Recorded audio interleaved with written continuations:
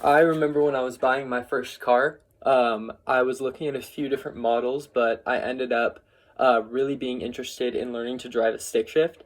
I had no idea what I was getting myself into at the time, but I remember going out to the state line of Washington and Idaho and finding the Subaru Forester 5 speed.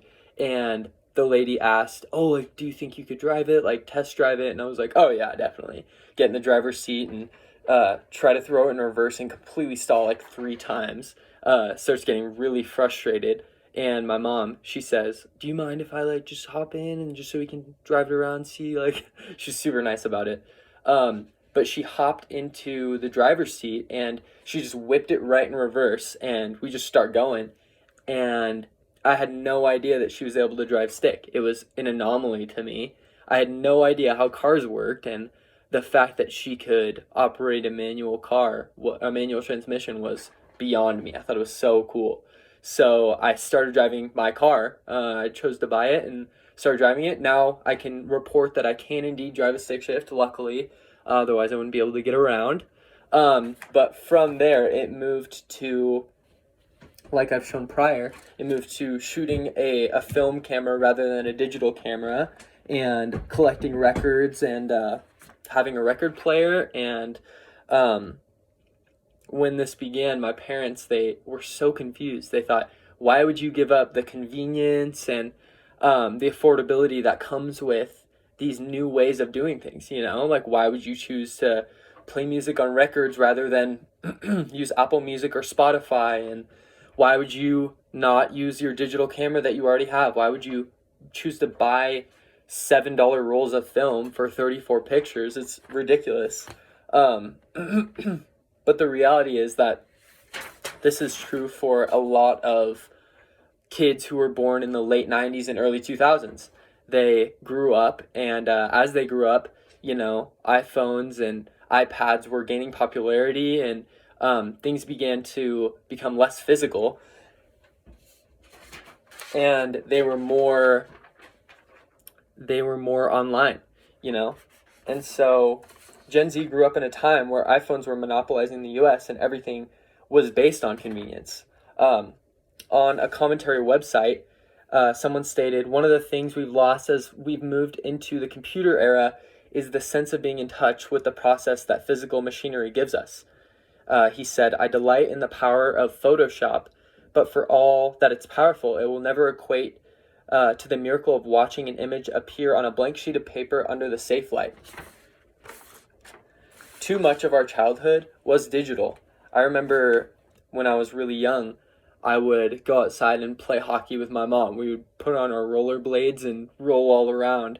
I would walk to my friend's house. I grew up with him. We grew up just down the street from each other. Um, One of our neighbors would host this ping pong tournament every Tuesday, and so we'd play ping pong with them, and we'd play outside, and we pretended like we were, you know, airbenders or whatever. We just used our imagination. But as I grew up, I found that I was more and more reliant on the screen, the iPad, the phone. I got my first iPhone when I was in 7th grade. Um, and when I learned to drive, I learned on an automatic car. It was convenient and it was easy because we already had one, and but I completely missed the step of learning how the car actually operated. I had no idea what I was doing because I had no idea about the transmission. So when I chose to buy my first car and have it be a stick shift, then it was a completely new ballgame. A high schooler from Olympus.net says, "With a record or a cassette, you can actually hold it and feel it, which allows for the creation of relationships between people through the sharing of physical albums." So it's almost as though when we were young, we lacked this sense um, of manual thinking and manual doing, and we were such a subject of convenience that now that we have this freedom to explore, and it's coming back into popularity, it's really enticing because we're able to see how things really work, and we're able to have a sense of concrete in our life. Even with records, I have experienced that when I choose to play a record rather than just play music on Apple Music or Spotify. There's something to it. There's something to seeing the record spin and experiencing how the needle goes between the grooves and how you hear the music differently. It's something really special.